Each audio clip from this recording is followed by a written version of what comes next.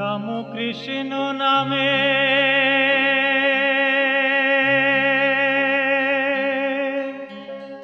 জোয়ার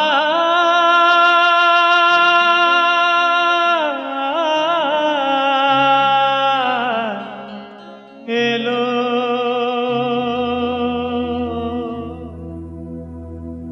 The reality is one and the same. The difference is in name and form. Some address the reality as Allah, some as God, some as Brahman, some as Kali, and others by such names as Rama, Jesus, Durga, Hari. He who is called Brahman by the Gyanis is known as Atman by the Yogis,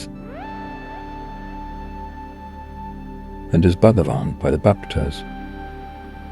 The same Brahmin is called priest when worshipping in the temple, and cook when preparing a meal in the kitchen. The Jnani, sticking to the path of knowledge, always reasons about reality, saying, not this, not this. Brahman is neither this nor that. It is neither the universe nor its living beings.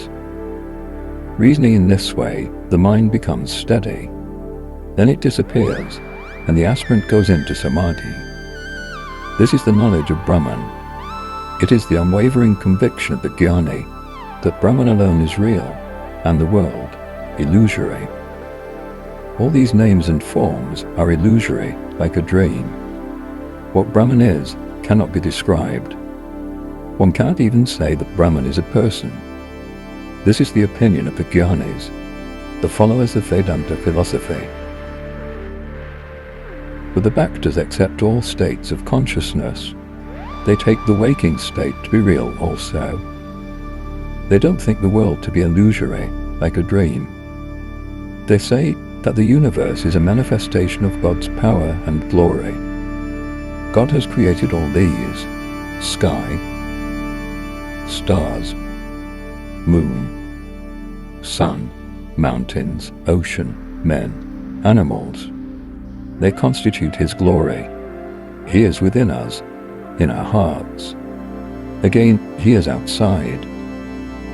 The most advanced devotees say that He Himself has become all this, the 24 cosmic principles, the universe, and all living beings.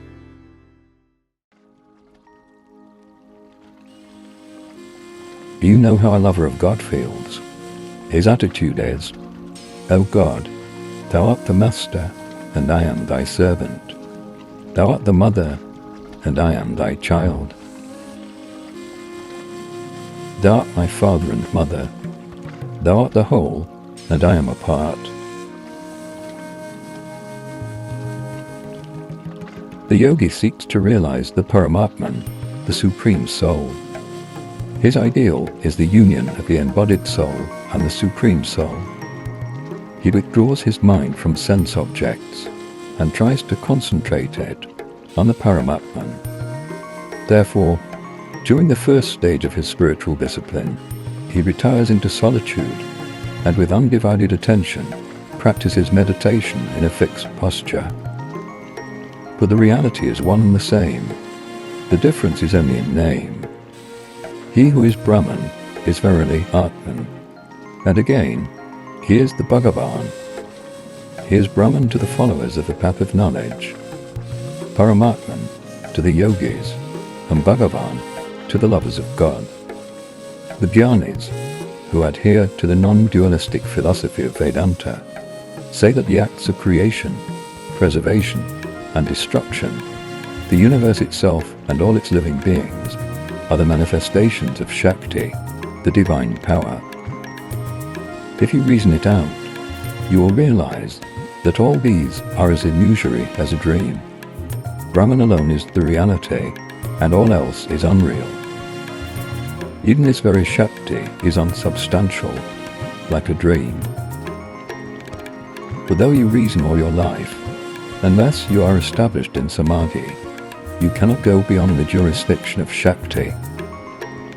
Even when you say, I am meditating, or I am contemplating, still you are moving in the realms of Shakti, within its power.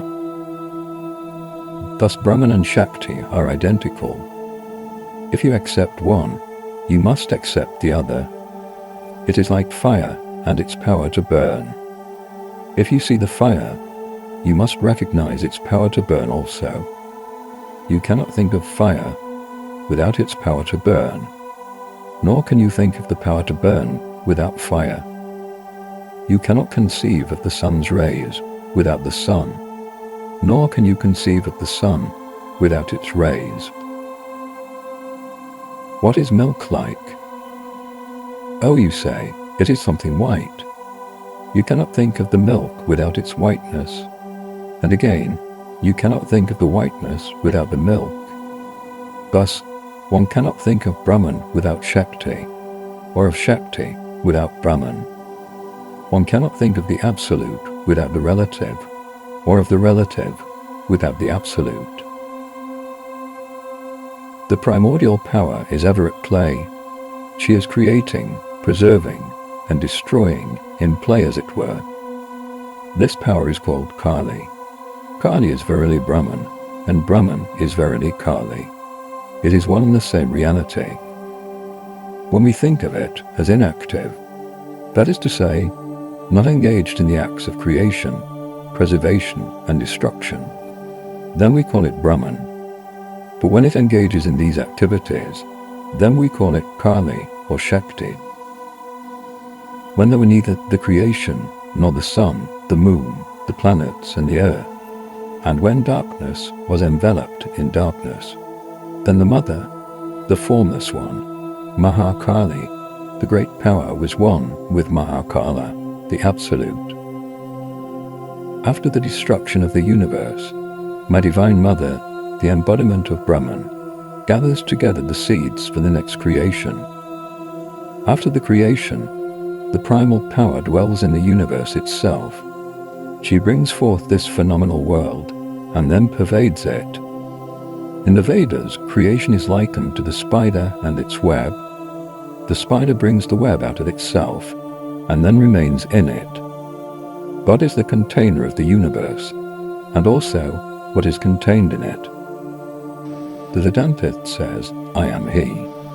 Brahman is real, and the world illusory. Even the I is illusory. Only the Supreme Brahman exists. But the I cannot be got rid of. Therefore, it is good to have the feeling, I am the servant of God, His Son, His devotee. For the Kali Yuga, the path of Bhakti is especially good. One can realize God through Bhakti too. The gist of the whole thing is that one must develop passionate yearning for God and practice discrimination and renunciation. If you asked me which form of God you should meditate upon, I should say, fix your attention on that form which appeals to you most. But know for certain that all forms are the forms of one God alone. Never harbor malice toward anyone. Shiva, Kali, and Hari are but different forms of that one. He is blessed indeed who has known all as one. Outwardly he appears as Shiva's devotee, but in his heart he worships Kali, the blissful mother, and with his tongue he chants aloud Lord Hari's name. He is very nice. He accepts both the Absolute and the relative. He believes in Brahman, but he also accepts the gods and divine incarnations in human form. Some people indulge in quarrels, saying, one cannot attain anything unless one worships our Krishna, or nothing can be gained without the worship of Kali, our Divine Mother, or one cannot be saved without accepting the Christian religion. This is pure dogmatism. The dogmatist says, my religion alone is true, and the religions of others are false. This is a bad attitude, but can be reached by different paths. One can rightly speak of God only after one has seen him. He who has seen God knows really and truly that God has form and that he is formless as well. He has many other aspects that cannot be described. A man who has seen only one aspect of God limits God to that alone. It is his conviction that God cannot be anything else. How can you say that the only truth about God is that he has form? It is undoubtedly true that God comes down to earth in human form, as in the case of Krishna. And it is true as well that God reveals himself to his devotees in various forms. But it is also true that God is formless.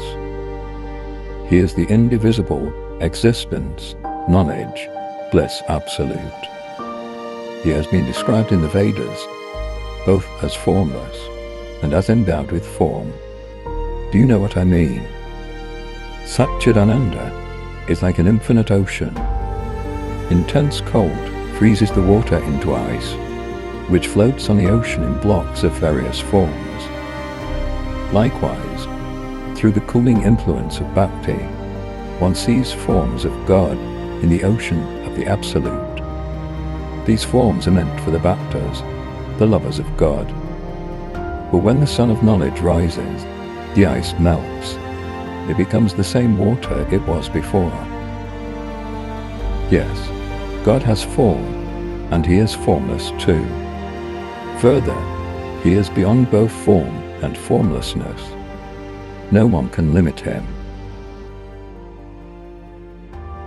Subscribe to our Patreon now and help us spread the wisdom of the greatest spiritual personalities of human history. Your contribution matters. Thanks for watching.